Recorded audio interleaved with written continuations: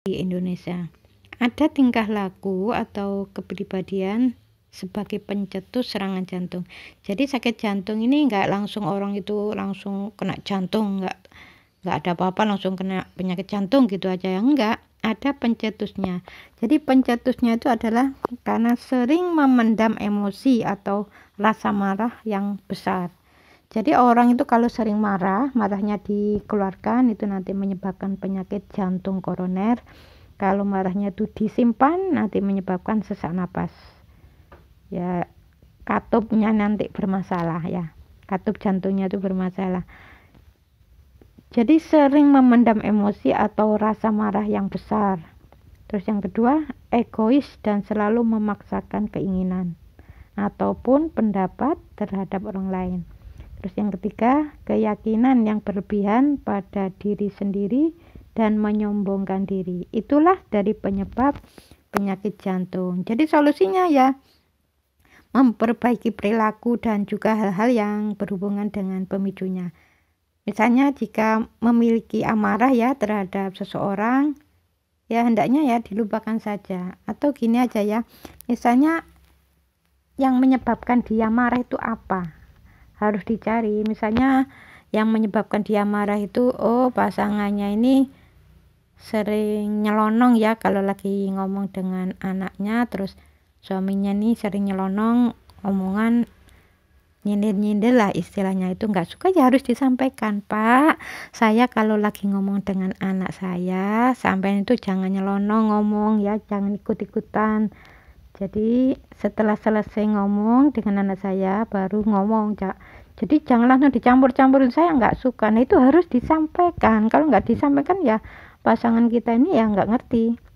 Kalau sudah disampaikan, ternyata nggak seperti itu lagi, berarti dia tuh selama ini nggak ngerti kalau yang dia lakukan itu menyebabkan pasangannya tuh sakit hati, itu nggak ngerti. Setelah disampaikan, kok ngerti ya, ternyata ngerti yang disampaikan kemarin. Atau masih tetap melakukan seperti itu misalnya, yaitu berarti ya itu anggap saja itu ujian dari Allah, ya harus bersabar. Insya Allah orang-orang yang bersabar akan diangkat derajatnya di sisi Allah, ya gitu aja. Atau lebih baik ya keluar aja, keluar dari ruangan.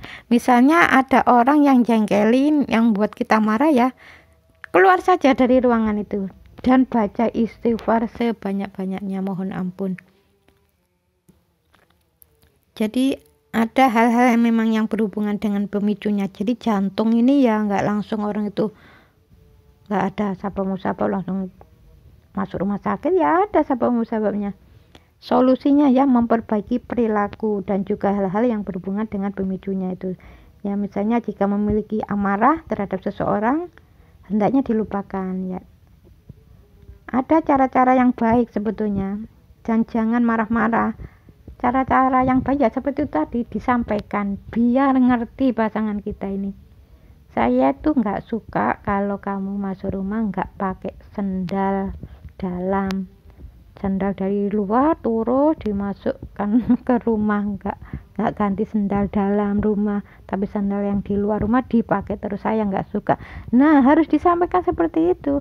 Kalau sudah disampaikan seperti itu kok berubah, berarti selama ini nih pasanganku itu betul-betul nggak ngerti kalau saya tuh nggak suka tingkah lakunya, dia tuh nggak suka seperti itu tuh, nggak tahu ya, berarti setelah disampaikan loh kok berubah. Nah berarti dia tuh memang selama ini tuh nggak niat menyakiti.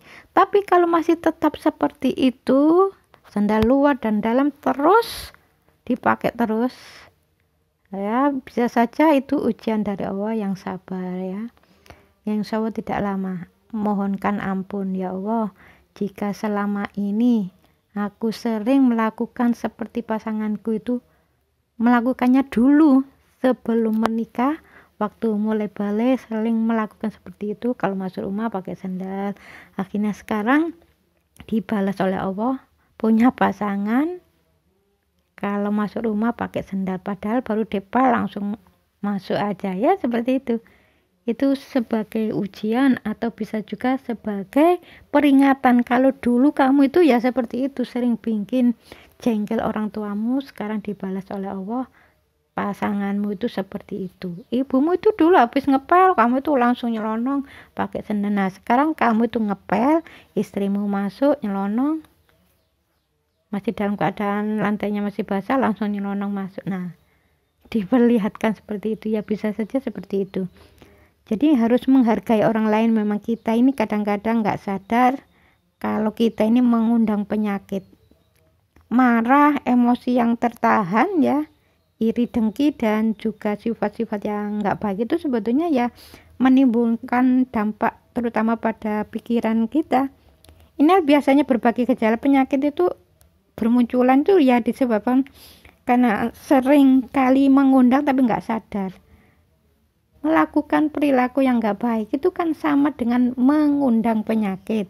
Jadi berbagai penyakit berdatangan ya. Sana saya ya banyak istighfar, juga mendekatkan diri kepada Allah Ta'ala dengan menjalankan semua yang diperintahkan sebaik mungkin ya. Hanya Allah lah yang bisa memberi dan mencabut penyakit dari seseorang.